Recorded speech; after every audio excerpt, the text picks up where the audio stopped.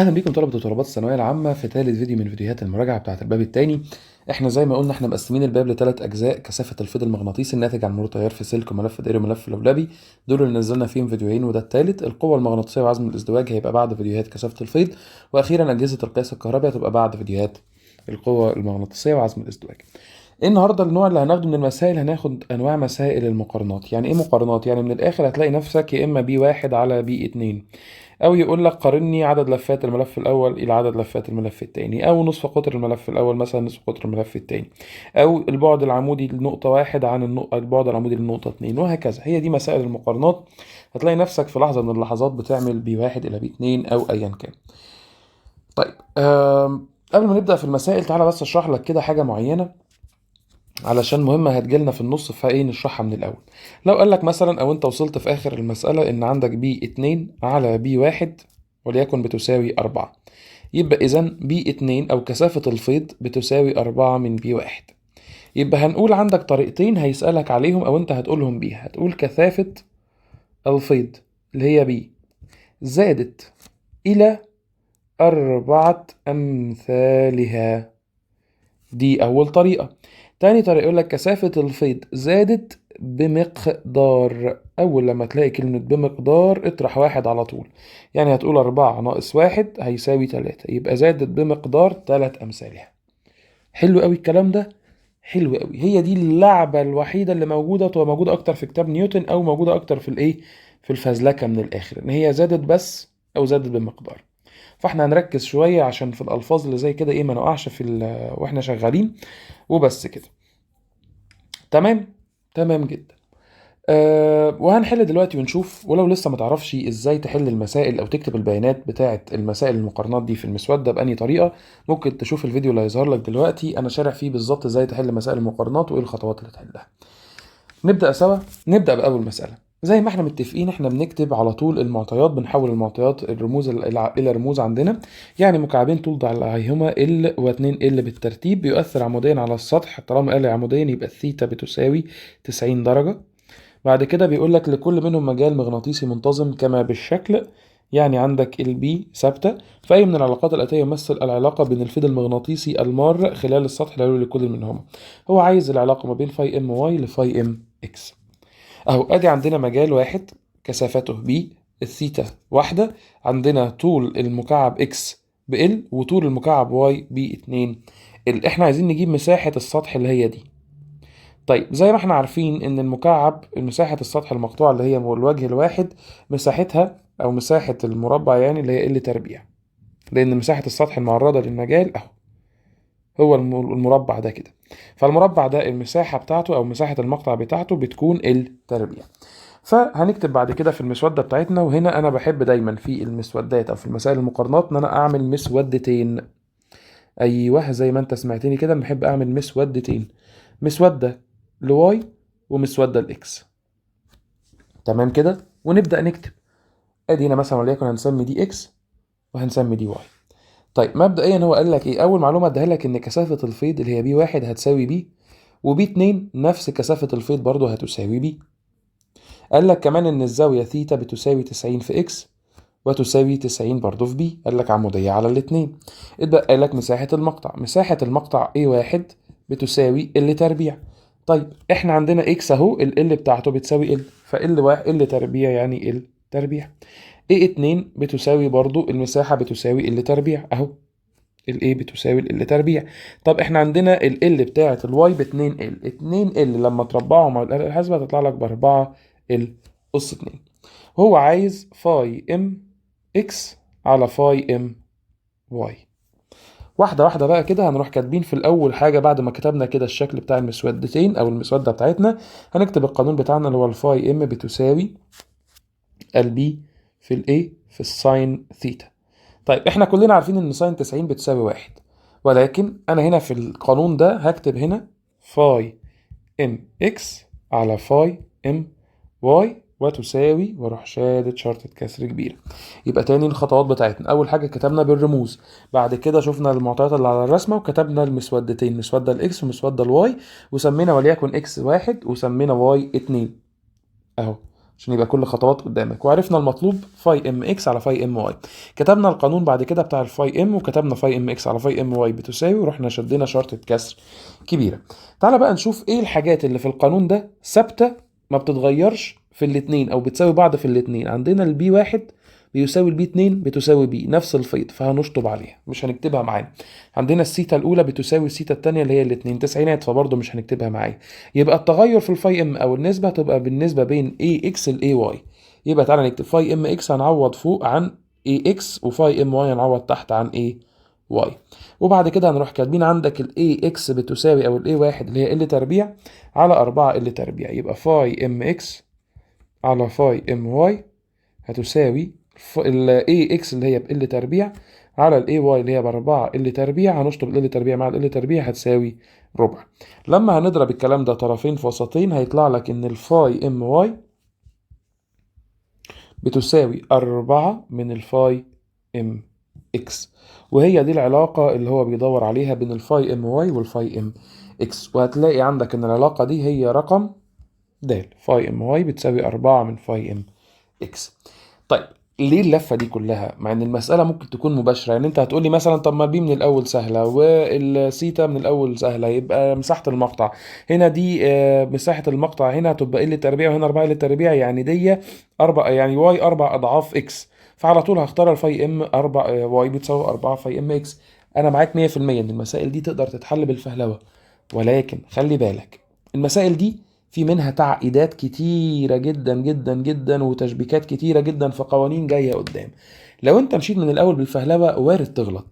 انت ايه اللي يهمك في ثانوية عامة؟ انك تحل المسألة 100% صح وتاخد درجتها، ولا تحلها بالفهلوة وفي الاخر تحلها غلط؟ اكيد طبعا انت بتدور في ثانوية عامة على كل درجة. يبقى من الاول انا وانت بديلك طريقة حل 100% تديلك الدرجة النهائية في اخر السنة. ايا كان اي مساله مقارنات هتجيلك في الباب التاني بعد كده هتلاقي نفسك بتحلها وانت واثق 100% ان اجابتك هتطلع في الاخر صح. نكمل. مبدئيا سؤال 5 امسح لك كده علشان تقراه، علشان السؤال ده هيبقى واجب اهو كده اهو. سؤال 5 بيقول لك ايه؟ بيقول لك سلك مستقيم طوله 40 سم تم لفه على شكل مربع من لفه واحده، وضع عموديا في فيت كثافته بي. اذا اعيد لفه ليصبح ملف مربع منه لفتين وضع في نفس المجال السابق، في النافذ المغناطيسي الذي يخترق الملف سوف يزداد للضعف، يقل للضعف، يقل للنصف، يزداد 4 أمثال، يقل للربع. المسألة دي زي ما قلت لك هي واجب. هستنى تكتب لي الحل بتاعها في الكومنتات. ناخد المسألة اللي بعد كده. المسألة اللي بعد كده يا باشا هيقول لك بمقدار، فنركز على المسألة دي كويس قوي. بيقول لك مساحة مقطعه ايه؟ فتعالى كده نكتب المسودة بتاعتنا ونشوف الملف الأول مسودته عاملة ازاي اهو. ادي كده مسودة، وادي كده هنا هنكتب الحالة 1 وهنا الحالة 2. طيب تعالى نشوف الحالة 1. بيقول لك مساحة مقطعه ايه؟ وضع عموديا يعني الثيتا بتساوي 90 درجة في مجال كثافة فيضه بي. يبقى بي واحد بتساوي بي. يتأثر بفيض مغناطيسي، طلع الفيض المغناطيسي بتاعه الفاي ام. لو زادت مساحته بمقدار الضعف. يعني ايه زادت مساحته بمقدار الضعف؟ يعني 2 زائد اللي كان عليه اللي هو بيساوي 1، يعني زادت كام؟ إلى 3 أمثالها. يعني ايه 2 هتساوي كام؟ 3 من ايه واحد. طيب تعالى بقى نكتب ايه واحد. عندك هو كان بيقول لك ان هي بتساوي الايه صح كده، وقال لك ان ايه 2 زادت بمقدار الضعف يعني هتبقى 3 امثالها، يعني هتطلع ب 3 ايه. قال لك السيتا او الزاويه واحده هي بتساوي 90 درجه، وما قالكش ان الزاويه اتغيرت، فسيتا 2 هتساوي برضو 90 درجه. قال لك بعد كده ان هو في مجال مغناطيسي كثافته بي. قال لك المجال ده اتغير؟ ما قالكش ان المجال ده اتغير، فهتساوي برضو بي. هو قال لك ان فاي ام واحد بتساوي فاي ام. اوجد فاي ام 2 بتساوي كام. طيب بعد ما كتبنا المعطيات بتاعتنا هنكتب القانون بتاعنا. القانون بتاعنا هنا هيبقى الفاي ام بتساوي البي في الاي في الساين ثيتا. بعد كده هنكتب فاي ام 2 علشان هو عايز 2، فهنكتب فاي ام 2 على فاي ام 1 هتساوي ونمد شرطة كسر. تعال نشوف ايه الثابت وايه اللي هيتغير. البي ثابتة زي ما هي فهنشطب عليها مش هنكتبها معانا. الساين ثيتا 90 و90 فهنشطبها مش هنكتبها معانا. يبقى هيتبقى التغير في الايه هنحط عليها دايرة. يبقى فاي ام 2 بتساوي ايه 2، وركز في التعويض على ايه 1. طيب ايه 2 احنا مطلعينها ب 3 ايه، وايه 1 مطلعينها بايه، هنشطب الايه مع الايه. يبقى فاي ام 2 بتساوي 3 فاي ام واحد، وفاي ام واحد هو مديها لك بتساوي فاي ام، فيبقى عندك فاي ام باتنين بتساوي 3 فاي ام. تعالى بقى نشوف كده هنا في الإجابة، هو مديني 3 فاي ام و3 فاي ام، يبقى واحدة يا ب يا د. بس هو بيقول لك كثافة الفيض هتصبح كام؟ طب هل هو قال لي إن كثافة الفيض هتتغير؟ لا، كثافة الفيض في القانون ده بتبقى ثابتة أصلا، التغير بعد كده بيبقى في السلك في الملف الدائري، فهو هنا بس بيحاول يلخبطك مش أكتر، فهتبقى الإجابة رقم ب اللي هي 3 فاي ام، وكثافة الفيض هتفضل زي ما هي ببي. السؤال اللي بعده أهو، تاني هنحول الكلام اللي بالعربي لرموز. ملف مستطيل مساحة وجهه ايه، نكتب ايه، ويخترق فيض مغناطيسي عموديا يعني ثيتا بتساوي 90 درجة، شدته بي، البي بتساوي بي. كانت قيمة الفيض المغناطيسي اللي هو الفاي ام بيساوي عندك 10 ويبر. تمام. لو زادت كثافة الفيض بمقدار، فاكر لما قلنا ان كثافة الفيض او المساحة فوق كانت بتساوي 1 زائد المقدار اللي زادت بيه، فهنا كثافة الفيض كانت هتساوي بي اللي هي الاساس زائد 2.5. دي كثافة الفيض التانية هتساوي عندك، نكتبها بس بخط واضح شوية، B2 هتساوي بي زائد 2.5 بكل بساطة شديدة. ده اللي هنعوض بيه عن الB2، ودي برضو مسألة تاني للمسائل بتاعت بمقدار. يصبح الفيض المغناطيسي اللي هو هيبقى فاي ام 2 بتساوي 50 ويبر، فهو عايز قيمة كثافة الفيض دي كام. طيب زي ما اتفقنا احنا بنعمل مسودتين، تعالى نعملهم هم للحالة الأولى وللحالة التانية. ادي مسودة الحالة الأولى وادي مسودة الحالة التانية. نكتب هنا ادي واحد ونكتب هنا ادي الحالة اتنين. هو بيقول لك ملف مستطيل مساحة وجهه ايه، يبقى هنا ايه واحد بتساوي ايه. طب وايه اتنين، قال لك هل تغيرت مساحة الوجه؟ لا، فبايه برضو. اللي بعده سيتا، هو قال لك عموديا، فسيتا واحد بتساوي 90، وسيتا اتنين برضو ب90، ما قالكش ان هي اختلفت. طيب بعد كده كثافة الفيض الاولانية كانت ببي، والتانية قلنا زادت بمقدار 2.5، يعني نقول ان البي 2 هتساوي البي دي زائد 2.5. بعد كده فاي ام واحد قال لك ان هي والله لما كان في الاول كده طلعت لي فاي ام ب10 ويبر، و2 فاي ام 2 طلعت لي ب50 ويبر.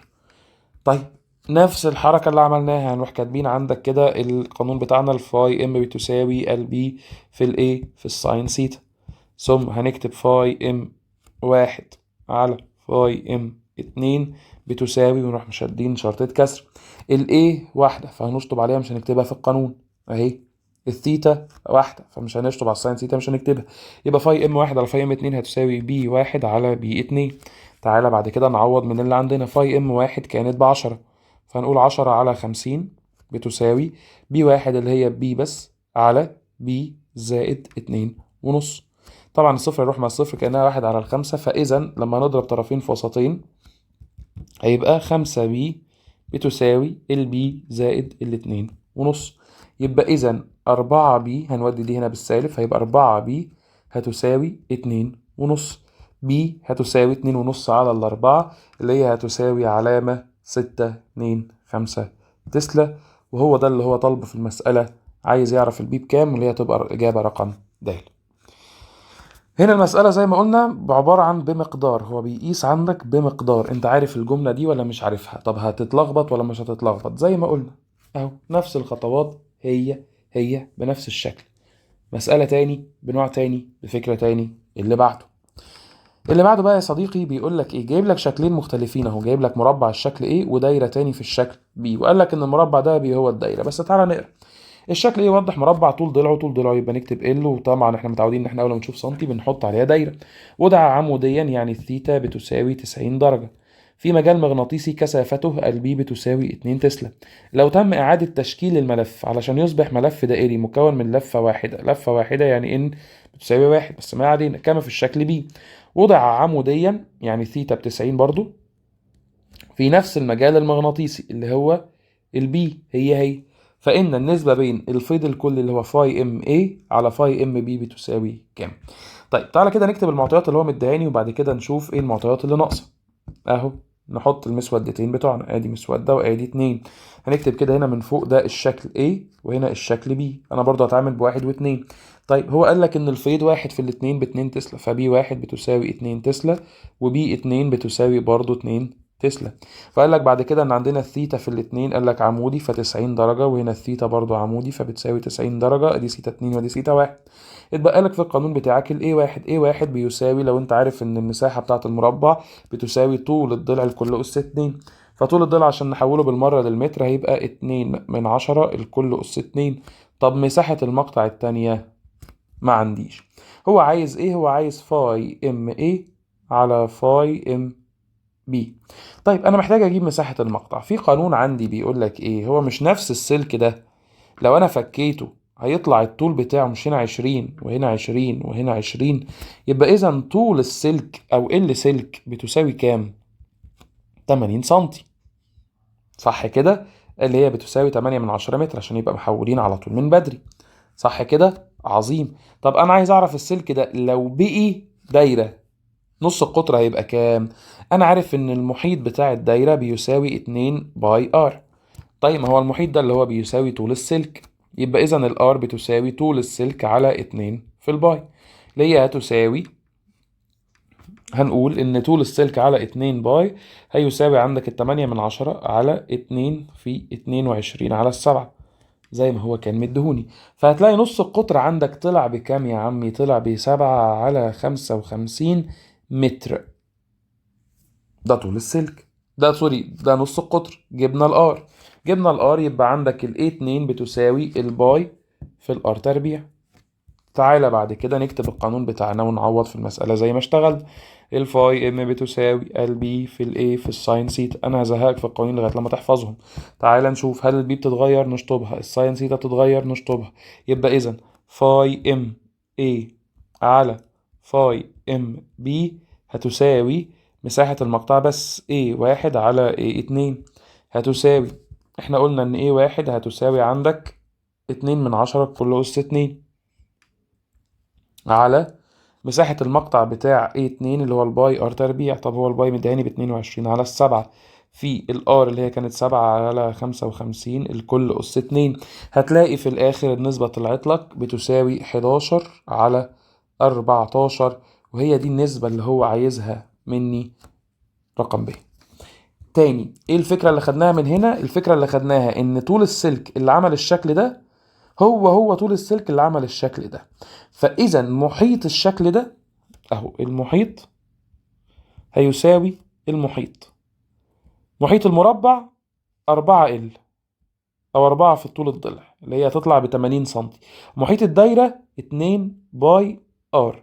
فانا ببساطة شديدة جدا جبت طول السلك اللي هو ب8/10 متر، وبعد كده قلت ان الاتنين باي ار بيساوي طول السلك، فالار هتساوي ال على الاتنين باي.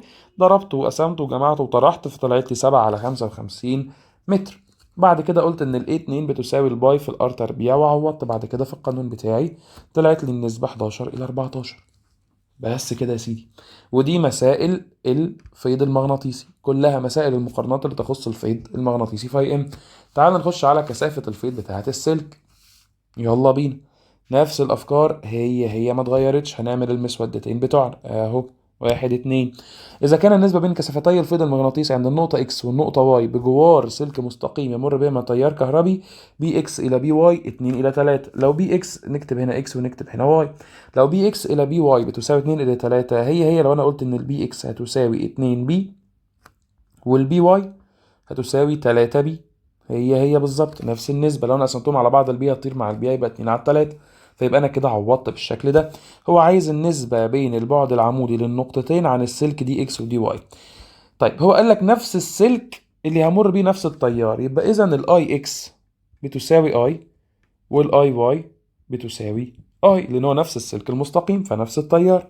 طيب هو قال لك هل النفاذية بتختلف؟ لا، فالميو اكس بتساوي ميو والميو واي بتساوي الميو. النفاذية المغناطيسية ما قالكش ان هي بتختلف. نكتب القانون بتاعنا. هو عايز دي اكس على دي واي فنكتب القانون. ايه القانون يا معلم؟ البي سلك هيساوي، راجع معايا، الميو في الاي على 2 باي دي. طب انا عايز اخلي الدي في ناحية لوحدها علشان اقدر اقارن بينهم. هحط هنا 1 فهيبقى الدي بتساوي الميو في الاي على 2 باي في البي اللي هي كثافة الفيض. طيب تعالى نشوف ايه الثابت ونشطبه مع بعض. هل الميو ثابته؟ الميو ثابته فمش هنكتبها.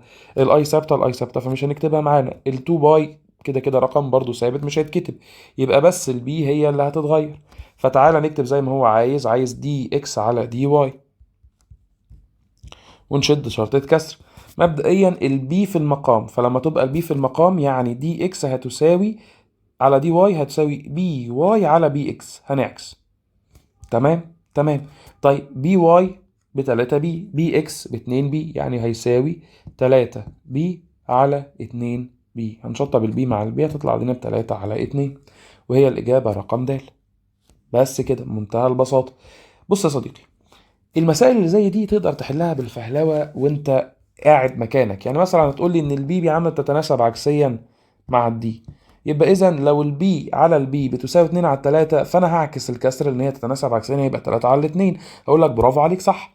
طب لو انت جات لك مسألة بقى فيها تشبيكات وكذا نسبة وكذا قانون، هتقدر تخلصها بالفهلوة كده في ثانية؟ لا، وارد جدا تخطأ. فانت في اخر السنة انت مش عايز تغلط، فعلشان مش عايز تغلط انا بمشيك بقانون ثابت وطريقة ثابتة تحل بيها. تقسم المسودة بتاعتك لناحيتين، ناحية يمين تكتب فيها رقم 2 رقم واي رقم 1 اللي انت عايزه، والناحية التانية في المسودة تكتب فيها الجنب التاني. تبدأ تحط القوانين الرموز بتاعتك والنسب بتاعتك، حطيتها كلها. وما تنساش الميو، حاجات زي الميو دي ممكن تنساها في مرة، بس ممكن في مرة اصلا يبقى اللعبة كلها على الميو، يحط لك ميو اكس غير ميو واي، فساعتها تتلخبط. فعلى ايه؟ اكتب ميو اكس يا عم بتساوي ميو، ميو واي بيساوي ميو، طالما ما قالكش ان هم مختلفين.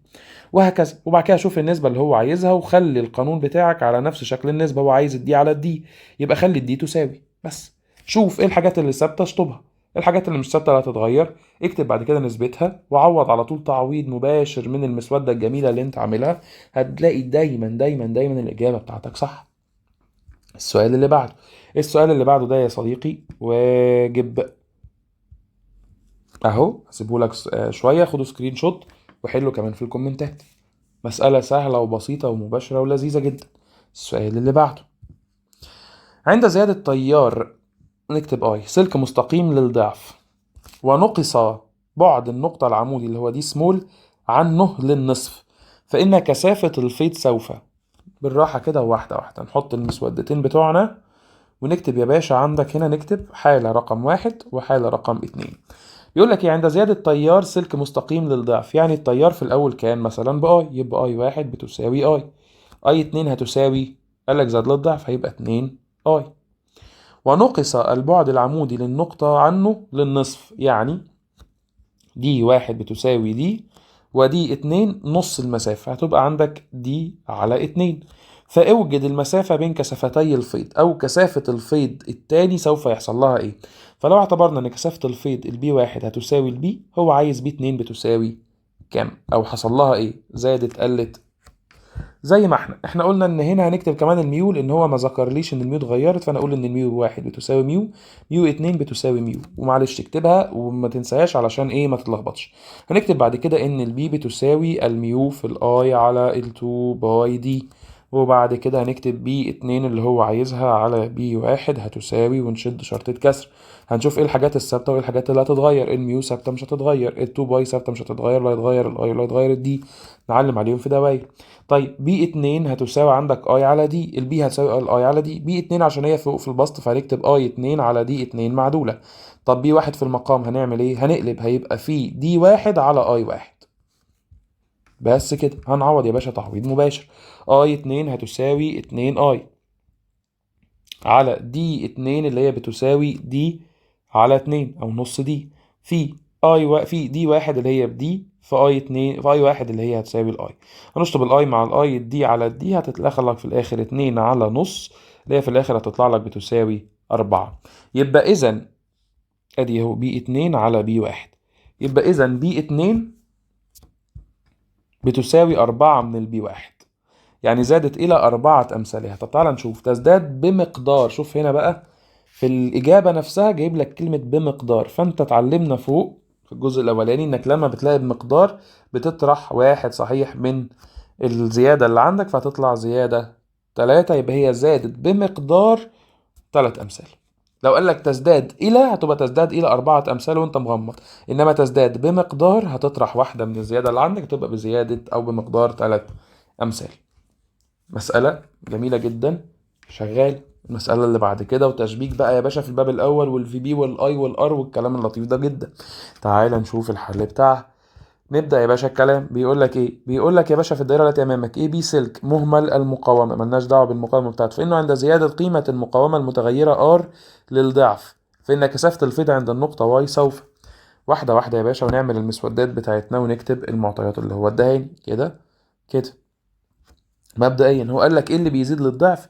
قال لك الار اللي هي مقاومة الريوستات، فار واحد هنا نكتب اهي الحالة واحد، وهنا عندنا الحالة اتنين، فار واحد بتساوي ار، وار اتنين بتساوي اتنين ار. صح كده؟ صح جدا. الفي بي او الفي باتري ثابتة في كله، ففي بي واحد بيساوي في بي، في بي اتنين هتساوي برضه في بي. طيب تعال نشوف بعد كده. احنا دلوقتي بيقول لك كثافة الفيض بالنسبة عندك للنقطة واي، فتعال نشوف كثافة الفيض. أول حاجة النقطة واي، هل البعد اتغير؟ ما اتغيرش، يبقى دي واحد هتساوي دي، ودي اتنين اللي هو البعد التاني برضو بيساوي دي، لأن هو ما غيرليش البعد النقطة. طب غير لي الميو النفاذية؟ لا، ميو واحد بيساوي ميو، وميو اتنين بتساوي برضو ميو. طب أمال إيه اللي اتغير؟ ليه جاب لي في بي وليه جاب لي ار؟ أنت نسيت إن أنت عندك أي واحد لازم تجيبها وأي اتنين علشان تقدر تشوف الفرق ما بين كثافة الفيض في الحالتين. طيب ما أنت عندك الأي قانون في الباب الأول بيساوي الفي بي على الار. نفس الفكرة بالظبط لما هنقول النسبة بين اي واحد الى اي اتنين هيساوي ونشد شرطة كسر. هنيجي هنا هنلاقي ان الفي بي ثابتة هنا وثابتة هنا، فهنشطب عليها. بقى لك الار، هتقول ان اي واحد على اي اتنين هتساوي من الار في المقام ار اتنين على ار واحد. طيب انت عندك ار اتنين باتنين ار وار واحد بار، يبقى اذا اي واحد على اي اتنين هتساوي اتنين ار على الار اللي هي هتساوي اتنين على واحد. يبقى هنا هنكتب ان اي واحد بيساوي اتنين اي في المسودة، واي اتنين هتساوي اي واحدة بس. عندي الاي وعندي الام وعندي الدي، اقدر اجيب بعد كده كثافة الفيض او النسبة بين كثافة الفيض اللي هو عايزها. قانون كثافة الفيض عند سلك البي بتساوي الميو في الاي على ال2 باي دي. هنكتب بعد كده هو عايز بي اتنين او عايز كثافة الفيض هيحصل لها ايه، فبي اتنين على بي واحد هيساوي تشد شرطة كسر. هنشوف ايه اللي اتغير. اول حاجة الميو عندنا ما اتغيرتش، الاتنين باي ما اتغيرتش، الدي ما اتغيرتش، الاي بس هي اللي اتغيرت، فالبي هتساوي الاي. يبقى بي اتنين على بي واحد هيساوي اي اتنين على اي واحد. طيب ما انت عندك ان اي اتنين هتساوي اي، واي واحد بيساوي اتنين اي، يعني من الاخر هتساوي نص. يعني البي اتنين بتساوي نص بي واحد، يعني كثافة الفيض مالها تقل للنصف. الإجابة هتبقى رقم ب. ودي يا باشا مسألة تشبيك بالباب الأول. شوف احنا عملنا ايه. جبنا في الأول الآي، جبنا النسبة بين الآي اللي بعضيها بالنسبة، يعني بنفس الطريقة اللي بنجيب بيها النسبة بين البي لبي. يبقى انت هنا عندك نسبتين هتجيبهم، نسبة الآي للآي ونسبة بعد كده البي للبي. انت لو انت فهلاوي هتقول ايه؟ هتقول طب ما الار الريوستات زاد للضعف، الار اللي هو الريوستات زاد للضعف، يبقى المقاومة الكلية زادت ايه للضعف. طب نفس الفي بي يبقى التيار قلل النص. طيب ما انا عندي البي تتناسب طرديا مع الاي، يبقى البي هي كمان هتقل للنص. ممكن تعملها بالشكل ده، ولكن الطريقة دي مع اتقانها هتبقى سريعة جدا، انك تقدر تخلص هي المسألة في دقيقة او دقيقتين. هتبقى سريعة قوي، اتعود عليها. طريقة هتضمن لك انك 100% مش هتغلط اخر السنة. وده اللي انت بتحاول طول السنة تبنيه، ان انا عايز اخر السنة ما اغلطش. يا فرحتي بيك وانت شاطر وفهلاوي وبتجيب كل حاجة كويسة وفي المسائل بتحل بسرعة رهيبة جدا، وتيجي في اخر السنة تغلط غلطة تافهة. يقول لك مثلا ان الفي بي هتتغير، تبقى انت غلطت ولبست المسألة. طب وليه؟ بلاش الاستعجال، امشي واحدة واحدة، امشي تاتا تاتا، اتشعبط في الدرجة وامسك في الدرجة بايديك واسنانك. المسألة اللي بعد كده رقم 36. دي مسألة بقى جايب لي فيها، بص كده، بيقول لك ايه؟ بيقول لك هتطلع لك الناتج بي ولا اكبر من بي ولا اقل من بي. ايه الكلام ده؟ تعال نشوف. في الشكل المقابل سلك اكس واي متصل على التوالي بمصباح كهربي، وكانت كثافة الفيض عند نقطة A هي بي تسلا. وعندما قام أحد الطلاب باستبدال السلك اكس واي بسلك من مادة أخرى، نركز من كلمة مادة أخرى، ليه نفس الطول ونفس قطر السلك اكس واي، لاحظ أن إضاءة المصباح تقل، بالتالي فإن كثافة الفيض عند النقطة A هتصبح مالها؟ مس ودتك الجميلة يا زعيم. بص احنا هنفضل نكررها لغاية لما انت تزهق وانا ازهق ونجيب ناس تزهق. يلا يا باشا، هنكتب ايه؟ ان البي واحد كانت قالك ببي تسلا، صح كده؟ البي اتنين انا مش عارف هنا، نكتب هنا من فوق ان دي الحالة 2 ودي الحالة الاولى. بعد كده كان بيقول لك ايه؟ اول حاجة هو عايز عند النقطة ايه، فعند النقطة ايه، النقطة ايه البعد بتاعها ثابت عن السلك، فدي واحد هتساوي دي، ودي اتنين هتساوي برضو دي. بعد كده الميو واحد هي نفس الميو، لان مالكش ان هو غيرت النفاذية، وميو اتنين هتساوي برضو الميو. طب اتبقى لي الاي واحد الى اي اتنين. هو بيقول لي ايه؟ بيقول لي شدة اضاءة المصباح هتقل. يعني ايه شدة الاضاءة هتقل؟ يعني الاي او التيار اللي مشي في الدايرة كلها قل. طب دي انا هعوض عنها ازاي؟ هكتب يعني ان اي مثلا واحد بيساوي اي، واي اتنين بتساوي اتنين اي. ما قاليش ان هي اتغيرت للضعف او اتغيرت للنص او اتغيرت لاي حاجة. طب هكتبها ازاي؟ هكتبها ان اي واحد بقت اكبر او كانت اكبر من اي اتنين. تعالى كده نشوف. اي واحد اكبر من اي اتنين، دي الطريقة اللي انا هكتبها بيها. تعالى بعد كده نكتب القانون بتاعنا عادي خالص. البي بتساوي الميو في الاي على ال2 باي دي. هو عايز يعرف كثافة الفيض التانية، هل هي اكبر من البي ولا تساوي البي ولا اقل من البي.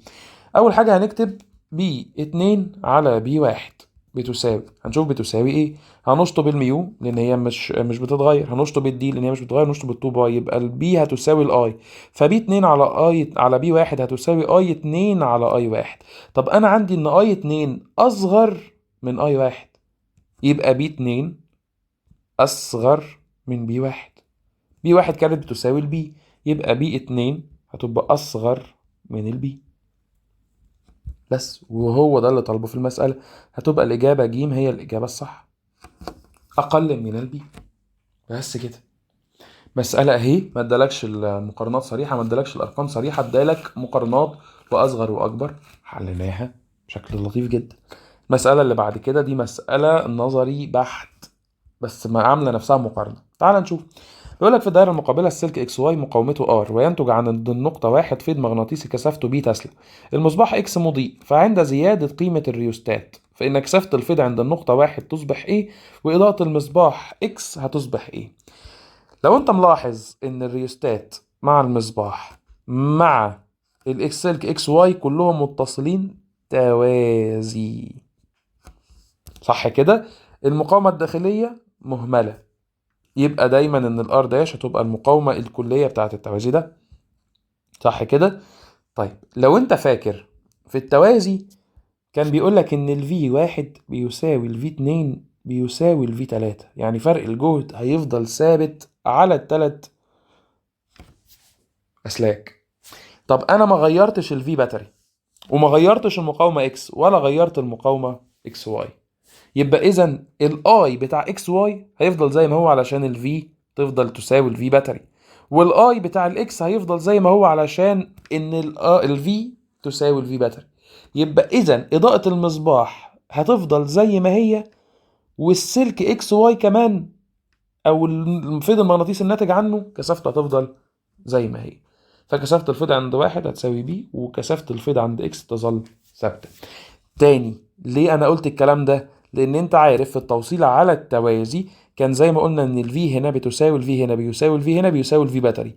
يا باشا زود في الريستات زي ما انت عايز، زود فيها زي ما انت عايز، المقاومة الكلية في الاخر هتزيد، فالتيار الكلي في الاخر هيقل، فالتيار اللي هيخش هنا هيبقى مختلف، ولكن التيار اللي هيخش في اكس هيبقى زي الاول، والتيار اللي هيخش في الاكس واي هيبقى زي الاول. ليه زي الاول؟ لان ما اتغيرتش مقاومتهم، ما اتغيرتش الفي باتري، الار سمول بتاعتها او المقاومه الداخليه بتاعتها مهمله بتساوي صفر. حتى لو لعبت في الريوستات للصبح هيظل كل حاجه ثابته زي ما هي، وهي الاجابه ب. لما لعبنا فوق في الريوستات لو تفتكر في المساله دي، لما لعبنا في الريوستات عشان كان متصل على التوالي غير لي المساله، انما على التوازي والله لو عملت ايه مفيش اي حاجه هتتغير. تمام، عظيم جدا جدا جدا. كده يبقى احنا خلصنا كثافة الفيض اللي مار في سلك، وهنخش على مسائل كثافة الفيض اللي مار في ملف دائري. اصحى معايا يلا يا زعيم، نبدأ زي ما احنا متعودين ان احنا بنكتب الرموز بتاعتنا. مر تيار كهربي في ملف دائري فنشأ مجال مغناطيسي كثافة فيضه عند مركز الملف اللي هي بي واحد بيساوي بي.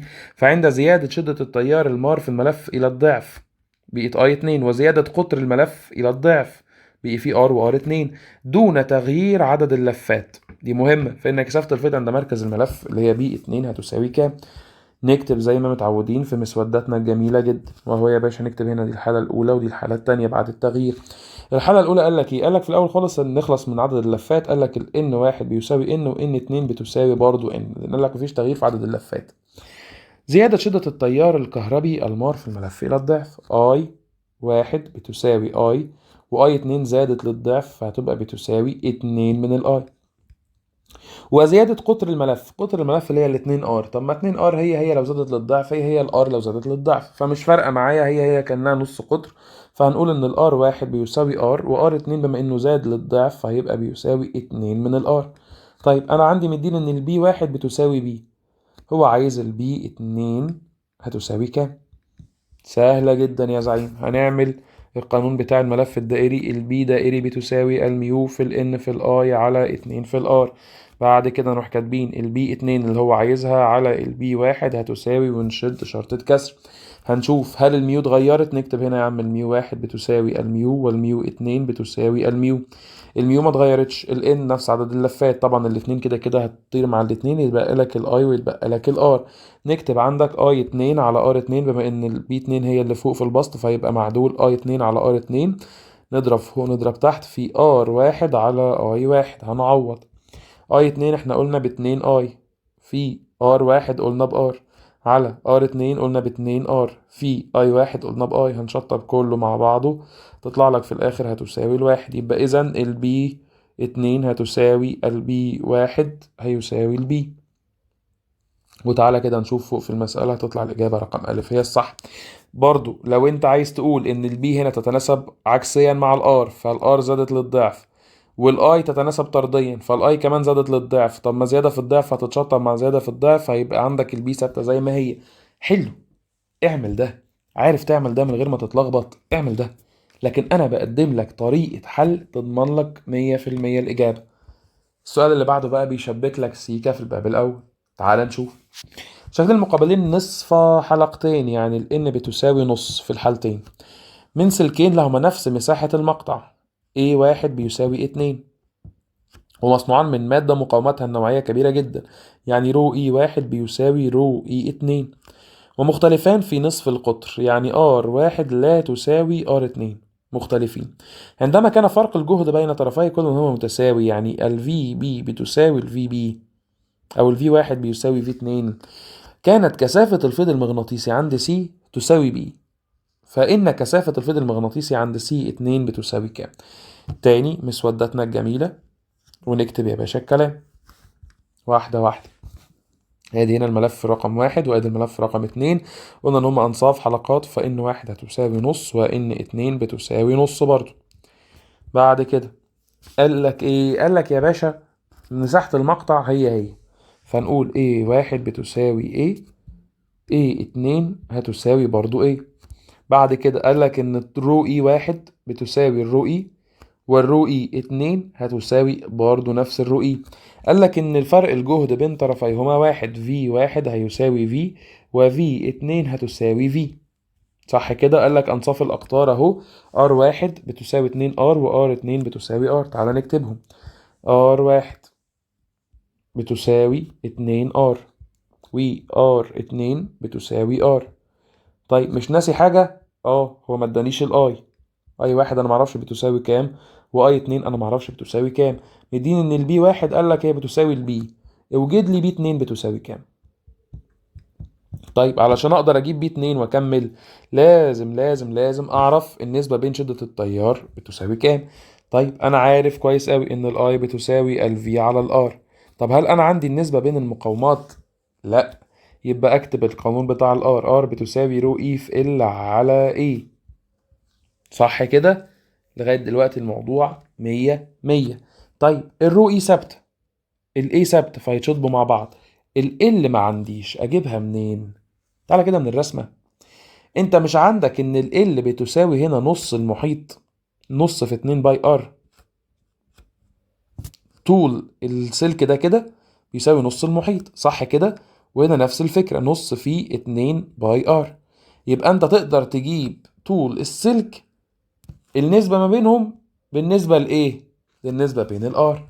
طيب يبقى نقول إن ار واحد على ار اتنين هتساوي، شطبنا على الرو اي قلنا هي وشطبنا على الايه، ال واحد على ال اتنين، صح كده؟ لأن ال اللي فوق في البسط فتبقى معدولة، ار واحد على ار اتنين بتساوي ال واحد على ال اتنين. ال واحد قلنا هنعوض عنها ب الار واحد، ار واحد بكام؟ باتنين ار، وقلنا ال اتنين هنعوض عنها بار اتنين اللي هي بار. فهيطلع النسبة بين الأطوال أو النسبة بين المقاومات 2. طيب نكتبها تحت في المسودة بتاعتنا إن الار واحد إلى ار اتنين، ار واحد هتساوي عندك 2 ار، وار اتنين بتساوي ار واحدة، صح كده؟ عظيم. نعوض بقى في القانون اللي هو الاي واحد على اي اتنين، انا كل ده عايز اوصل النسبة بين شدتين التيار. انا عندي الفي قال لك بتساوي الفي، في واحد بيساوي في اتنين بتساوي الفي، يبقى اتبقى لي النسبة بين الار في المقام هيبقى اي واحد على اي اتنين بتساوي ار اتنين على ار واحد. طب انا عندي ار اتنين بار وار واحد باتنين ار، يعني هنساوي هنا ار على اتنين ار هيساوي عندك نص. يبقى الاي واحد بكام؟ باي، واي اتنين باتنين اي. عندي اي واحد واي اتنين، عندي ار واحد وار اتنين، والميو ثابتة زي ما هي، الان واحد عندي زي الان اتنين. فيبقى نكتب القانون على طول، البي بتساوي الميو في الان في الاي على اتنين في الار. زي ما قلنا الميو هي لان هما الاتنين انصاف حلقات، الاتنين كده كده بتتشطب، يبقى عندك البي هتساوي الاي في الار. في النسبة اقصد نكتب النسبة بتاعتنا بي واحد على، أنا عايز أجيب بي اتنين فنكتب بي اتنين على بي واحد هتساوي، زي ما قلنا هنكتب الأي اتنين على ار اتنين معدولة إن هي تبع البسط، في هنكتب ار واحد على ار اتنين مقلوبة لأن بي واحد هتبقى تحت في المقام فهنقلب، هيساوي أي واحد زي ما قلنا، أي اتنين هنقولنا باتنين أي على ار اتنين قلنا بار، في ار واحد اللي هي قلنا باتنين ار على اي واحد اللي هي قلنا بتساوي اي. هنشطب الاي مع الاي، الار مع الار هتطلع في الاخر بتساوي 4. يبقى اذا البي 2 هتساوي 4 من البي 1 اللي هي كانت بتساوي البي، هتبقى ب4 بي، رقم د. شفتوا بقى المسألة؟ لو انت قعدت تحاول انك تحلها بالفهلوة هتوه منك، وهتفضل حرفيا تلف حوالين نفسك. طب هو كان نص القطر هنا كان ار و2 ار، طب ال طب كذا، لازم تكتب المعطيات بهذا الشكل علشان تطلع لك المسألة صح. لو ما كتبتش المعطيات كده المسألة لفت منك، ضاعت منك، الحمد لله انت ايه؟ نقصت السؤال ده. فابدأ من الأول وتعود إنك أي مسألة مقارنات حتى ولو بسيطة تحلها بالأسلوب ده. تبدأ تكتب المسودة بتاعتك حالة واحد وحالة اتنين، وتكتب إن واحد وإن اتنين وإيه واحد وإيه اتنين ورو إيه واحد ورو إيه اتنين، الفي واحد والفي اتنين، الآر واحد وآر اتنين، أي واحد وآي اتنين، تكتب كل المعطيات عشان هتفيدك. بعد كده تشوف تحاول توصل، لو عندك معطى ناقص زي الآي ما عندكش النسبة بينهم، حاول أنت تجيب له النسبة، أكيد هو مديلك معطيات تاني تجيب بيها النسبة بتاعت الآي. فعندك الفي، عندك الآر، طب الآر ما عنديش هجيبها من نسبة تاني، طب ال أجيبها منين؟ ما انا عندي هنا اهو النص لفه، فالنص لفه يعني نص المحيط، طب المحيط يعني 2 في الباي في الار، كده كده الباي هتتشط مع الباي والان مع والاثنين مع الاثنين والنص مع النص، فيبقى لي ار على ار. يبقى اذا ال على ال بتساوي الار على الار، يبقى اقدر اعوض عن ال بالار اللي هو مديهاني، فيبقى المقاومه اللي هي الار واحد على ار اتنين هي النسبه بين انصاف الاقطار اللي هي عندك هتبقى باتنين. نعوض عنها بعد كده في التيارات اللي هي هتبقى بنص، فنعوض بعد كده عنها في البيهات اللي هي هتطلع لي في الاخر باربعه دي. شوف الكلام، شوف الحلاوة. مسائل تقيلة تقيلة تقيلة جدا جدا جدا هي مسائل المقارنات، ولكنها لما تحلها بمنطقية ومنهجية سليمة كويسة قوي، حرفيا انت مش هتتوه ولا هتعرف تتوه يعني ايه خالص في مسائل المقارنات دي، هتخليها في جيبك حرفيا. المسألة اللي بعد كده هنا هيختبر قانون معين، انا عارف ان انت عارفه وانت عارف ان انا عارفه وانت عارف ان هو عايزه وانا عارف ان هو عايزه وانت عارف ان انت هتحل بيه. تيار كهربي شدته اي، سلك مستقيم ملفوف على شكل دايرة من لفة واحدة ان واحد، ثم تم لف نفس السلك، خلي بالك من كلمة نفس السلك دي مهمة جدا جدا جدا، على شكل ملف دائري من 4 لفات، ومر به تيار شدته اي 2 اي على 2. فإن النسبة بين كثافة الفيض عند مركز الملف في الحالة الأولى إلى المركز الملف في الحالة الثانية. زي ما اتعودت خلاص، انت مش مستني ان انا اقولها. مسودة للحالة 1، مسودة للحالة 2، ونكتب هنا رقم 1 ونكتب هنا رقم 2. هنكتب عندك اللي مديهوني دايركت، اي 1 بتساوي اي، واي 2 هتساوي اي على 2. بعد كده مديلك ان 1 بتساوي لفة، وان 2 كانت بتساوي 4 لفات. تمام جدا. ايه اللي بعده؟ كان بيقول لك ايه يا باشا؟ بيقول لك اكيد طبعا ان الميو 1 بتساوي ميو، معلكش فيه لعب في الميو خالص، وميو 2 بتساوي ميو. طب ايه اللي ناقص في القانون بتاع كثافة الفيض عند مركز ملف دائري؟ ناقص الار 1 ما ادهانيش، والار 2 برضو ما ادهانيش. هو عايز النسبة بين كثافة الفيض عند مركز الملف بي 1 الى بي 2. طب احنا في الاول محتاجين نجيب الار. انا عندي قانون تاني في الدائري، لو انت فاكر القوانين اللي رجعناها سوا، ان بتساوي ال اللي هو طول السلك على 2 باي ار. طيب هل انا عندي انات الاتنين عندي. هل عندي طول السلك؟ قال لي نفس السلك، فالطول هيبقى 1. يعني انا لو قلت هنا ال 1 بتساوي ال، فال 2 هتساوي كمان ال، فانا كده عندي كل النسب. بس انا عايز احول المسألة دي او القانون ده للار في ناحية واحدة، فهخلي الار في ناحية لوحدها بتساوي طبعا طرفين في وسطين، فيبقى ال على 2 باي في الان. واكتب بعد كده ار 1 على ار 2 زي ما متعودين، واشد شرطة كسر. ايه الحاجات اللي ثابته؟ اللي ثابته انا قال لي نفس السلك، 2 باي دي ارقام ثابته، يعني الار تتناسب عكسيا مع الان تحت في المقام، فهيبقى ار 1 على ار 2 بيساوي ان 2 على ان 1. هيساوي عندك الان 2 بتساوي 4، وان 1 بيساوي 1، ف4 على 1 يعني ار 1 ب4، وار 2 ار 1 ب 4 ار، وار 2 بتساوي ار 1. عندي الاي والان والام والار. ابدا على طول اكتب قانون. طبعا خلاص انت حفظت القانون بتاعك، البي بتساوي الميو في الان في الاي على 2 في الار. هنروح شاطبين الحاجات المتشابهه اللي هي الام متشابهه مع بعض، مفيش حاجه تاني متشابهه، الباقي كله مختلف، فهنبدا نعوض على طول. طبعا نشطب الاتنين، هنكتب بي 1 على بي 2 لان هي دي النسبه اللي هو عايزها المره دي، وهنحط شرطه كسر كبيره. هنكتب بي 1 مترتبه زي ما هي، ان 1 اي 1 على ار 1 في، هنقلب بعد كده بي 2 اللي هي ار 2 تحت على ان 2 في اي 2 هتساوي، هنعوض من فوق، هنقول ان هي بتساوي عندك لفه واحده اللي هي ان 1 في اي 1 اللي هي بتساوي الاي على ار 1 اللي هي بتساوي 4 ار في الار اللي هي 2 اللي هي بتساوي الار في ان 2 اللي هي كانت 4 لفات في اي 2 اللي هو كان اي على 2. لما هتشطب الرموز مع بعض وهتضرب ده وهتقسم ده في الآلة الحاسبة هتطلع لك في الآخر بواحد على 8، وهي دي النسبة اللي هو عايزها، وهتطلع معاك الإجابة رقم ج. مسألة كان عايز فيها القانون بتاع ال N وتجيب منها النسبة بين ال R.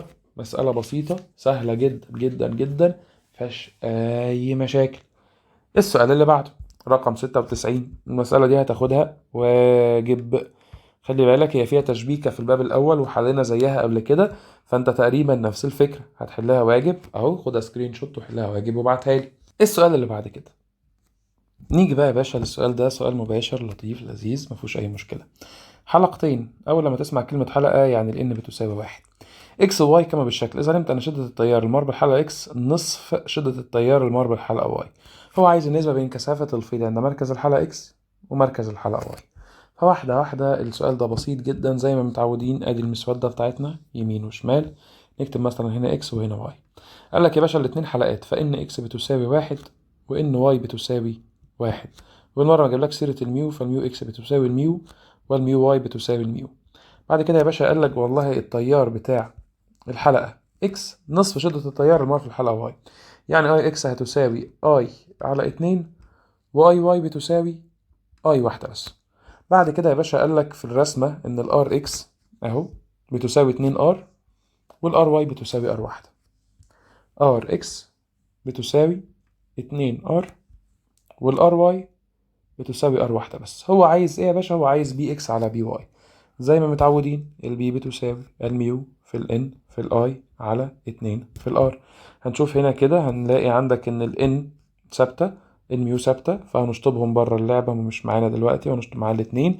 فهنقول ان البي 1 على بي 2 بتساوي، او خليها بي اكس على بي واي زي ما هو عايز، هتساوي يا باشا زي ما قلنا اي اكس على ار اكس بما ان الاكس من فوق، في هنقلب بقى هنقول ار واي على اي واي. وهيساوي من المسودة بتاعتنا الجميلة جدا هنقول ان الاي اكس بتساوي نص اي في ال RY هنلاقيها بتساوي R على ال RX ب2R في ال IY هتلاقيها بI، فهنشطب ده كله هتطلع عندك بتساوي ربع. وهو ده اللي مطلوب عندك من غير أي فزلكة، من غير أي حاجة، بكل بساطة المسألة اتحلت. مسألة مباشرة لطيفة كده لذيذة. نشوف المسألة اللي بعد كده.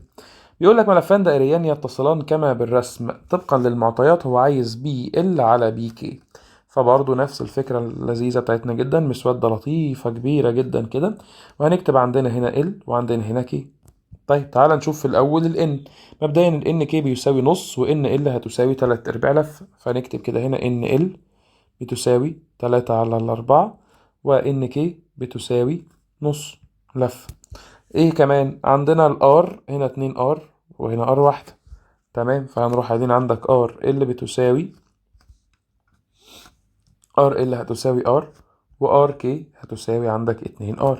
طيب هما الاتنين دول متصلين اصلا مع بعض، فنفس شدة التيار المار هو نفس شدة التيار، فاي ال هتساوي اي، واي كي برضو بتساوي اي.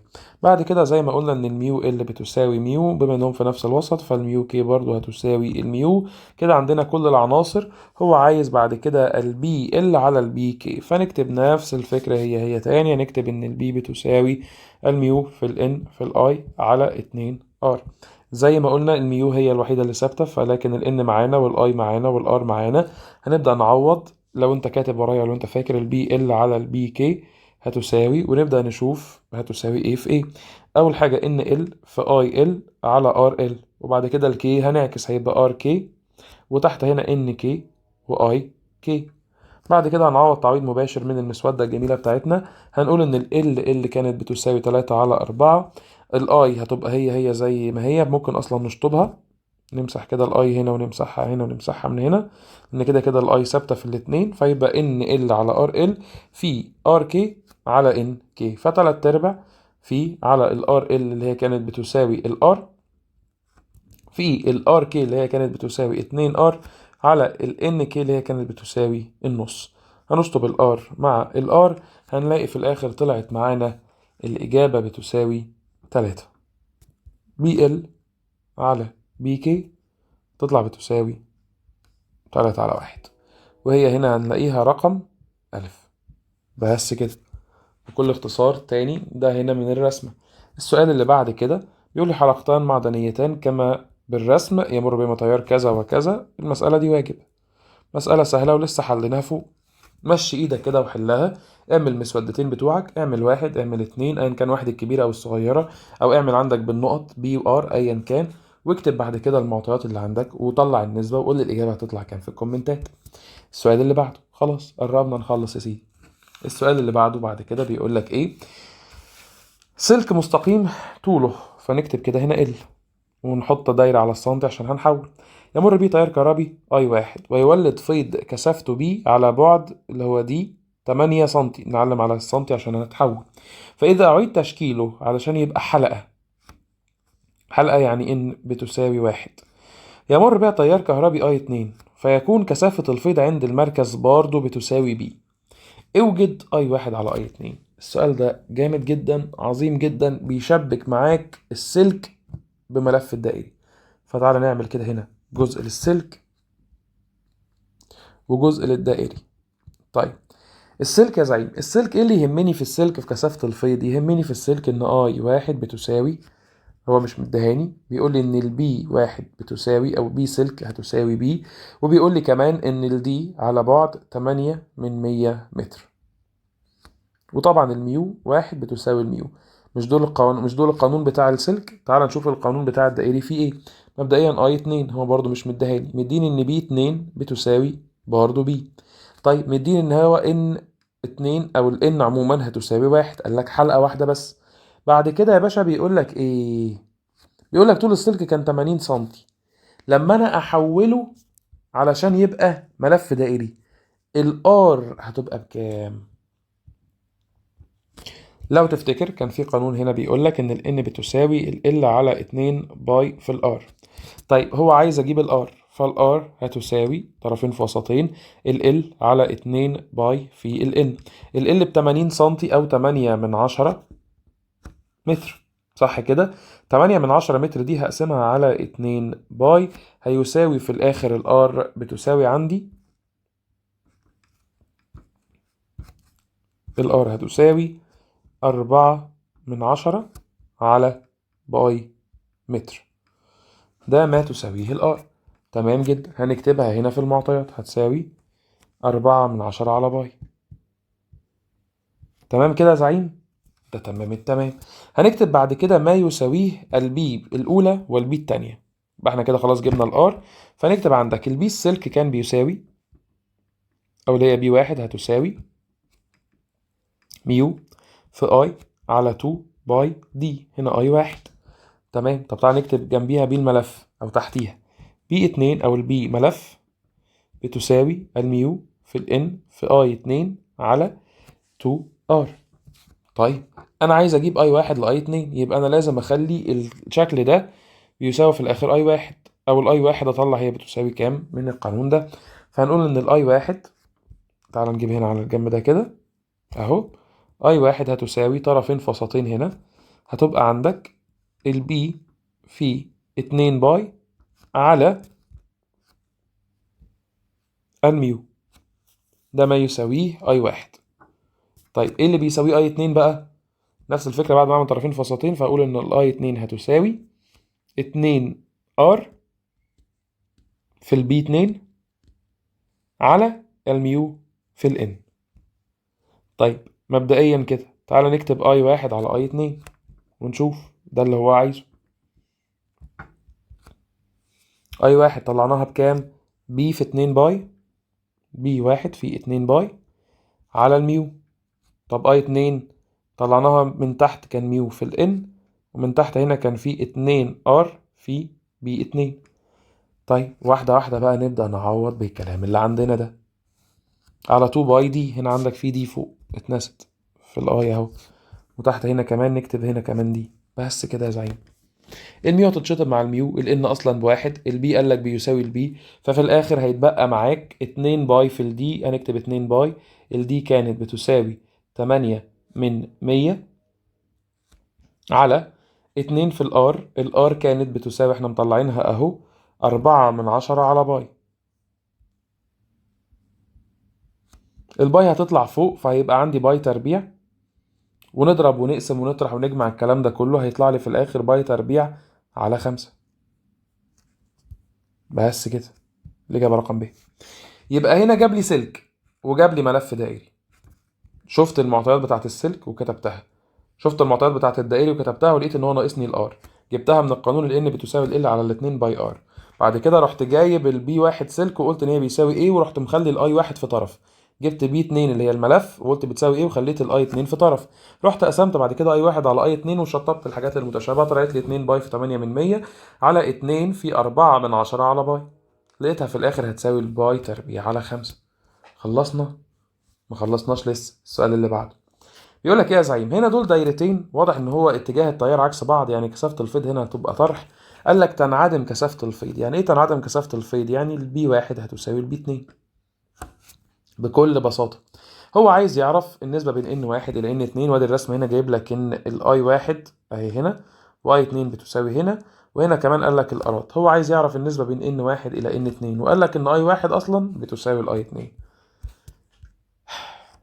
نكتب المسودة بتاعتنا. بص، الموضوع يبان يزهق، بس انت عارف ومتأكد انك بعد ما تحل الكم ده معايا حرفيا هتخش الامتحان اي مسألة ليها علاقة بالمقارنات في الباب التاني تحديدا في كثافات الفيض، هتلاقي نفسك حللها بكل افكارها بكل اسئلتها اللي جت في كل الكتب الخارجية. فنبدأ نشوف ان الاي واحد ده الخارجي ونكتب على الاتنين الداخلي. هو قال لك اي واحد بيساوي اي 2، فاي واحد بتساوي اي، واي 2 بتساوي الاي. قال لك ان البي واحد اللي هي كثافة الفيض بتساوي واحد، واحنا دي طلعناها لان احنا يعني بيساوي بعض، ان احنا قلنا ان دي نقطة تعادل، فبي واحد بيساوي بي 2. هنا عندك الار الخارجية بتساوي 2 ار، والار الداخلية بتساوي ار واحدة. اتبقى لك الان. هو عايز يعرف نسبة عدد اللفات، هو عايز يعرف ان واحد على ان 2. وقال لك بعد كده طبعا احنا عارفين ان الميو هي الميو هنا هي الميو هنا، عشان برضو ايه نبقى عارفين الدنيا. هنكتب عندك القانون بتاعك الطبيعي خالص، البي بتساوي الميو في الان في الاي على الاتنين في الار. انا عايز اجيب الان على الان، يبقى خلي الان لوحدها في كفه واعمل طرفين في وسطين، فالان هتساوي البي ضرب الاتنين ار على الميو في الاي. هبدأ بعد كده أشطب الحاجات المتشابهة. إيه المتشابه؟ البي هي البي فهنشطبها مش هتبقى معانا. الاتنين هي الاتنين، طبعا ده رقم ملناش دعوة. الار مختلف نحطه في دايرة. الميو هتفضل هي الميو. الاي هي الاي، فيبقى الان بتساوي الار. يعني لما اعمل ان واحد على ان اتنين هتلاقيها بتساوي الار واحد على ار اتنين. ار واحد على ار اتنين، ار واحد كان بيساوي اتنين ار، وار اتنين كانت بتساوي ار. يعني من الاخر هتطلع ان واحد على ان اتنين بتساوي اتنين الى واحد. مسألة لطيفة ومسألة سهلة، تطلع الإجابة رقم ب. التركاية اللي فيها نقطة تعادل أو قال لك تنعدم كثافة الفيض، معناها إن البي واحد بتساوي بي اتنين، وتكتب بعد كده كل المعطيات بتاعتك هي. متحد المركز لكي تنعدم كثافة الفيض، المسألة دي واجب. نفس الفكرة هي زي تنعدم كثافة الفيض، فهتقول إن البي واحد بتساوي بي اتنين، وكمل يا باشا مسألتك على كده بنفس الطريقة اللي مديها لك، هتطلع معاك نفس الإجابة واحدة.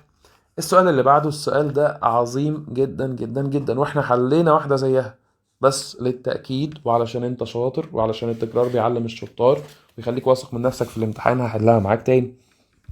سلك مستقيم صنع منه ملف دائري نصف قطره ار واحد طلعت بتساوي الار، يمر به تيار شدته اي واحد بتساوي الاي، مكونا فيضا مغناطيسيا بي واحد هتساوي البي. فاذا اعيد تشكيل نفس السلك، فاكر نفس السلك؟ فاكرها، ليصبح ملف دائري اخر نصف قطره ار اتنين هتساوي اتنين ار على التلاتة، مع مرور نفس شدة التيار يعني اي اتنين برضه بتساوي الاي، فان كثافة الفيض المغناطيسي اللي هي بي اتنين عند مركزه هتصبح بتساوي كام؟ مسودتك الجميلة. هنا عندك الحالة الأولى وهنا عندك الحالة التانية. زي ما قلنا كانت في الحالة الأولى طول السلك اللي هو ال واحد هو نفس طول السلك بتاع ال اتنين. نكتبها من دلوقتي عشان نخلص منها. ار واحد بتساوي ار، ار اتنين قالك بتساوي اتنين ار على التلاتة. بعد كده قالك إن نفس شدة التيار بيمر فيها، فاي واحد هتساوي اي واي اتنين برضه هتساوي الاي. قالك إن البي واحد بتساوي البي، هو عايز البي اتنين هتساوي كام من البي دي. بعد كده قال لك ان احنا ما عندناش ال واحد الى ان اتنين، ما ادهاليش.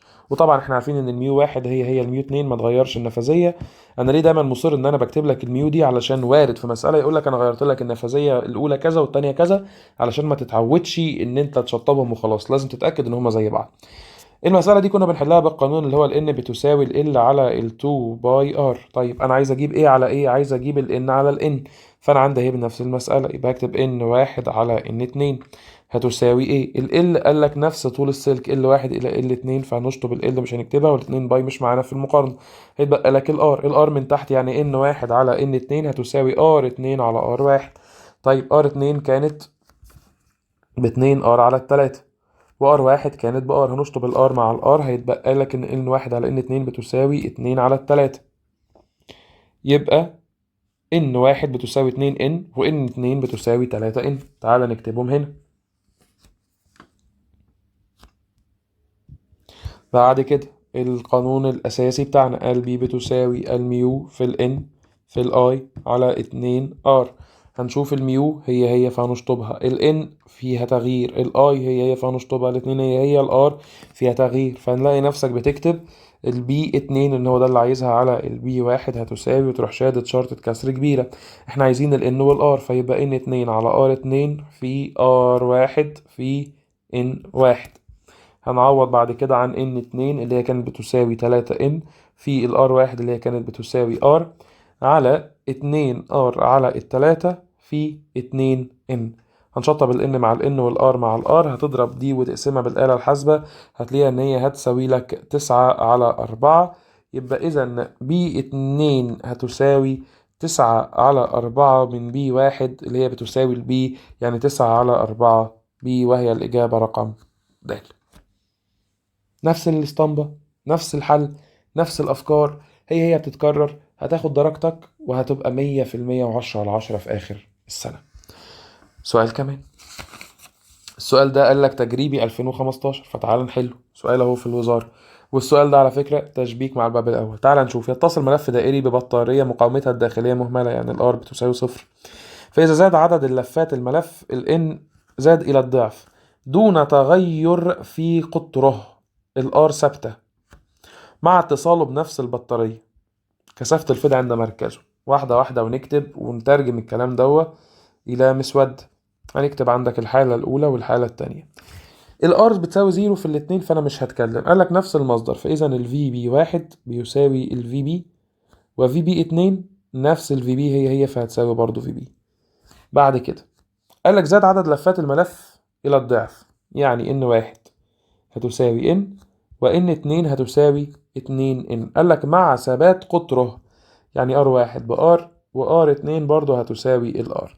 هو عايز بي واحد كانت قالك بتساوي بي، فهو عايز بي اتنين هيحصل لها ايه؟ هتزيد ولا هتقل ولا ايا كان؟ واحدة واحدة. بص يا باشا، احنا كنا بنقول دايما احنا عندنا حاجة ناقصة، واللي هي الاي. احنا مش عارفين نسبة الاي واحد الى اي اتنين بتساوي كام. طب احنا عندنا ان الاي احنا عارفينها بتساوي الفي بي على الار. مظبوط كده؟ مظبوط جدا جدا. طيب الفي بي ثابتة، بس الار ما عنديش نسبة الار للار. طب تعالى نكتب قانون الار. قال لك ايه يا باشا؟ الار بتساوي رو اي في ال على الاي. طيب هو قال لك زاد عدد اللفات، ما قالكش زاد اتغيرت المادة، ما قالكش زاد مساحة المقطع. طب ايه اللي ممكن يكون زاد؟ طول السلك. طب تعالى نشوف طول السلك كنا بنجيبه ازاي. كنا بنجيبه من القانون ال n بتساوي ال على 2 باي r بالنسبة للدائري. طب احنا عندنا نسبة n ال n، طب انا عايز اعرف نسبة l ال l. قال لك ال r ثابت. طب احنا عايزين نخلي ال l في ناحية لوحدها، تبقى ال l بتساوي ال n في ال 2 باي r. فهنكتب بعد كده ال واحد على ال 2 هتساوي، مش شادين شرطة كسر. هنا الاتنين باي زي ما هي، والار ثابته لان هو قال لك لا تتغير قطره، فيبقى ال واحد على ال اتنين بتساوي ان واحد على ان اتنين. وقال لك بما انه زاد للضعف يعني ان واحد على ان اتنين هتساوي نص. يبقى نكتب تحت كده، تحت هنا ال واحد هتساوي ال اتنين هتساوي اتنين ال. وبما ان احنا هنعوض فوق في القانون بتاع الار، والار تتناسب طرديا مع ال على طول، يبقى كأن بيقول لي ان ار واحد بتساوي ار، وار اتنين بتساوي اتنين من الار. نعوض في القانون بتاع الاي علشان نجيب النسبة بتاعتنا. احنا عارفين ان المصدر ثابت، في اي واحد على اي اتنين الار كانت في المقام، فهتساوي ار اتنين على ار واحد اللي هي هتساوي اتنين ار على الار هتساوي اتنين. يبقى اذا اي واحد هيساوي اتنين من الاي، واي اتنين هتساوي اي واحدة فقط. هنبدأ بقى نكتب القانون بتاعنا اختصارا للوقت على طول. هكتب على طول بي واحد على بي اتنين. طبعا الار مش معانا ان هو قالك ثابتة، الميو كده كده بتتشطب، فيبقى يتبقى معايا ان واحد في اي واحد على ان اتنين في اي اتنين. هنكتب بعد كده هنعوض عندك عن ال ان واحد كانت بتساوي ان اي واحد كانت بتساوي اتنين اي.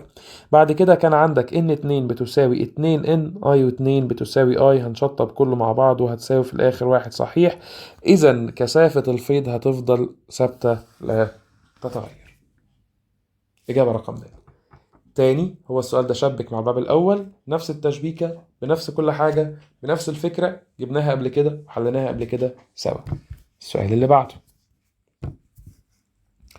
بيقول لك ايه يا باشا؟ 128 دي سهلة موت موت، عشان كده ادالك واجب، وده تقريبا آخر واجب معانا. اتبقى بقى 3 مسائل ونخلص الفيديو الطويل ده. وبالمناسبة الفيديو لسه ما خلصش، ليه جزء تاني بتاع الملف اللولبي، ولكن خلينا نشوف المسألة دي ان هي مسألة لطيفة جدا وبسيطة جدا. بدل ما كان بيجيب لك سلك واحد او سلكين، قال لك ايه؟ قال لك لفينا على ملف دايري مكون من لفة واحدة، فان بتساوي واحد. بعد كده لفينا نفس السلك على شكل ملف دايري مكون من لفتين، فان هتساوي اتنين. ثم لف مرة اخرى على شكل ملف دائري، ان هتساوي تلاتة. 3 لفات. نسبة بين كثافة الفيض في الحالات بي واحد لبي اتنين بي تلاتة. بدل ما كنا نعمل مسودة واحدة هنعمل 3 مسودات، واحد اتنين تلاتة. هنكتب ان ال n هنا نكتب واحد، هنا نكتب اتنين، هنا نكتب تلاتة.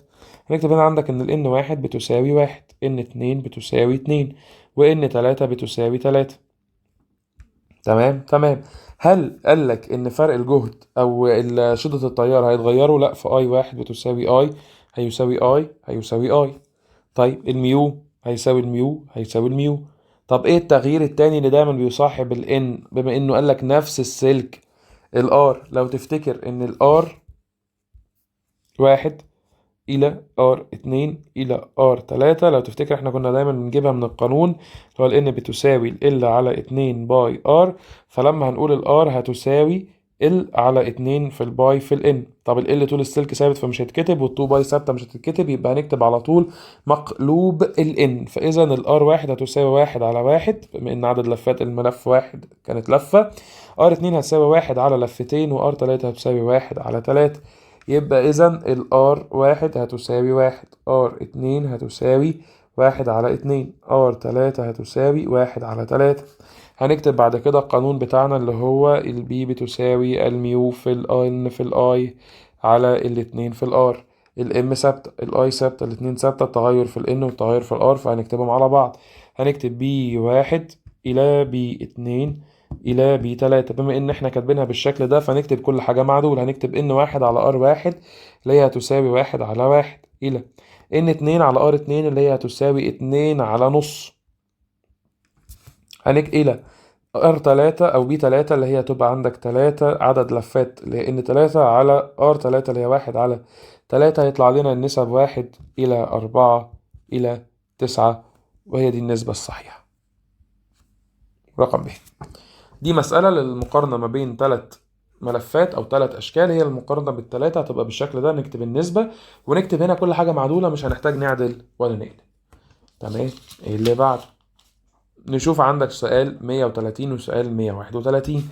أنا مبدئيا 131 دي هديهولك واجب لأن هو تاني مع الباب الأول وحوارات كده، فهديهولك واجب.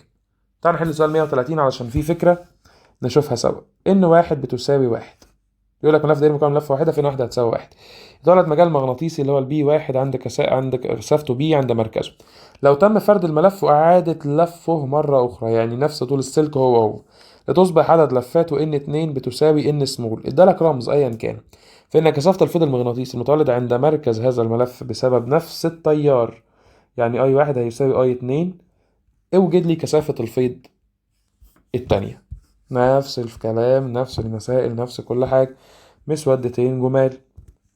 ونكتب عندك ان 1 بتساوي 1 لفة، يعني نكتب دي الحالة الأولى ودي الحالة التانية. ان 2 قالك بتساوي ان سمول لفة، قالك الاي 1 بتساوي الاي واي 2 بتساوي الاي. قالك بعد كده ان الميو هي نفسها الميو ما اتغيرتش. ثم كثافة الفيض بي 1 قالك بتساوي بي 2 ما عنديش، عايز يعرف كام بي. طيب احنا عارفين دايما ان الار 1 ناقصة، وعلشان نجيب النسبة بتاعتها احنا بنقول ان بتساوي ال على الاتنين باي ار. يبقى علشان اجيب الار هتساوي ال على 2 باي في الان. وبما ان عندنا ان ال ثابتة والاتنين باي ثابتة، يبقى الار هتبقى تتناسب مع مقلوب الان. يبقى ار 1 على ار 2 هتساوي ان 2 على ان 1 هتساوي عندك ان 2 كانت بان سمول على ان 1 اللي هي بتساوي 1، يعني هيساوي ان على 1.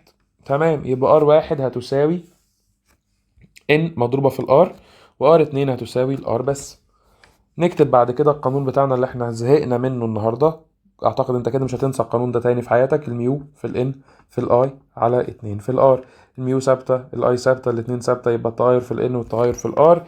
هنكتب عندنا بعد كده بي 2 عشان هو اللي عايزها على بي 1 هتساوي، ونشد شرطة كسر، بي 2 هتساوي ان 2 على ار 2 في ار 1 على ان 1 هنساوي ان 2 كانت عندنا بتساوي الان سمول على ار 2 اللي هي كانت بتساوي ار بس، في ار 1 اللي هي كانت بتساوي عندك ان في الار على ال n على ال n1 اللي هي كانت بتساوي عندك حلقة واحدة بس. فهنشطب بعد كده الار مع الار، يعني هيساوي ان تربيع. بي 2 على بي 1 بيساوي ان تربيع.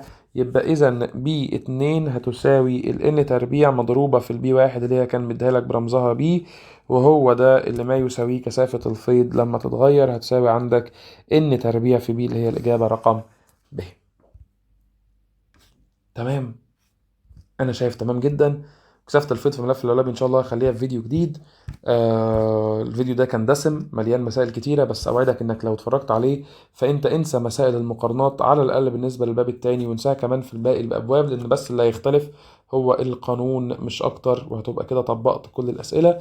انا جبت لك كل الاسئلة من كتاب نيوتن كتاب الامتحان علشان تقدر انك تحلها وتستمتع بيها، وتقدر انك تبقى مجمع كل الافكار علشان في اخر السنه ما تتفاجئش باي فكره جديده. كنت معاكم دكتور فادي جمال، شكرا خالص ليكم على متابعتكم، واتمنى ان انتوا تشيروا الحلقه مع اصحابكم لو عجبتكم، وتشيروا فيديوهات وتشيروا سلسله المراجعه والحل عشان تشجعوني ان انا ان شاء الله اكمل في السلسله دي، وانزل لكم كمان باب اول وباب ثالث وباب رابع، وكمان ان شاء الله الحديثه. شكرا ليكم، واشوفكم في فيديو جديد.